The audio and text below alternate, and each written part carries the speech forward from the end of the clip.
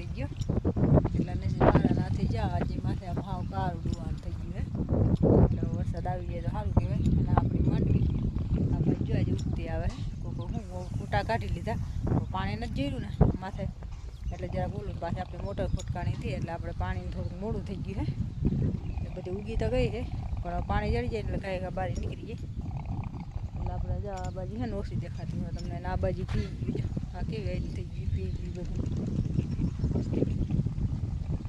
આવી કંઈક છે આપણી માંડવી. નવા વાવણી તો બધી હાવ લોર બખર જેવી છે કોક ગામમાં થઈ ક્યાંક નથી થઈને અમારા ગામમાં પાણીવાળા હતા એને વાવ્યું બાકી ઓલા બિસાર તો શું વાવે કુંડી માન ભરાતી હોય આ બિયાર મૂંઘા પાડું શું નખાય આમાં ને કોને કોને વાવણી થઈ છે કોમેન્ટમાં કહેજો. હાલો ભાઈ આગળ બ્લોગમાં.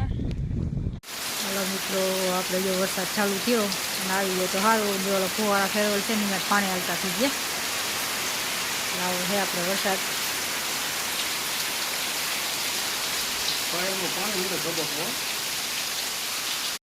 આપણે જો સામે ફુવારા હાલે ફુવારા થઈ ગયા આપણા ચાલુ. ચાલો આપણે જઈશું ઘરે.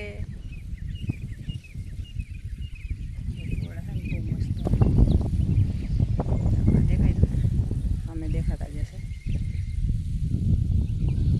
આપણે જો ફુવારા થઈ ગયા ચાલુ લાઈટ આવી ગઈ હતી.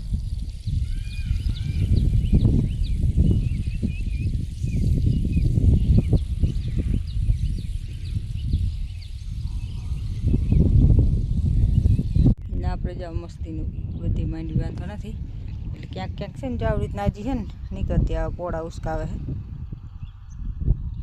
બાકી આમ જો આમ આયરું થઈ ગયું મસ્તીની બધી એટલે ઉગાવો તો સારો છે માંડવીનો.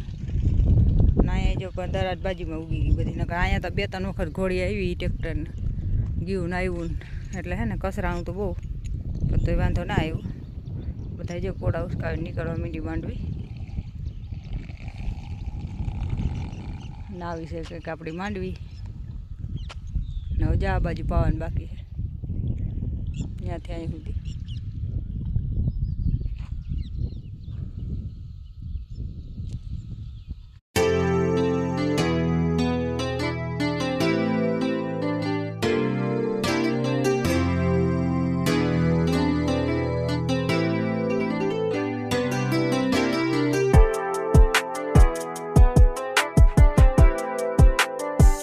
જો આપણી વાડીનો મિત્રો નજારો ને કેવો મસ્તીનો જો કાલે જો અશ્વિનભાઈને હાથે હાલતું હતું પણ વરસાદ આવ્યો બંધ થઈ ગયું ને આપણી માંડવીઓ મસ્તીનું ઉગી ગયા. અશ્વિનભાઈની છે ને આપણી છે એને એક દી વહેલું પાણી પી ગયું હતું ને આપણે છે ને મોટર ખોટકાણી હતી એટલે મોડું પીધું પણ આપણે ઉગી બધી ગઈ એટલે મસ્તીનું થઈ ગયું જો આપણું વાવેતર ના બધું બધું લીલાળો છે. આપણી જોવા જુવાર છે આપણે જેમાં ડુંગળી નાખી દીધી.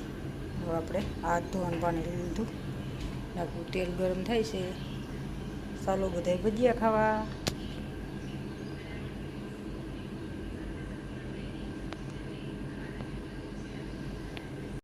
ચાલો મિત્રો આપણા જ્યાં ડુંગળીવાળા ભજીયા ને આપણે ભરપૂર ડુંગળી નાખી છે. અત્યારે છે ને વરસાદી વાતાવરણમાં આજ ભજીયા ભાવે ડુંગળીવાળા જ નકર ના ભાવે. વરસાદી વાતાવરણમાં કહો ને મસ્તીના આમ ટેસ્ટી થાય ને તો એકદમ પાકવા દેવાના સરસ મજાના થઈ જાય. હાલો તમે બધા ભજીયા ખાવા.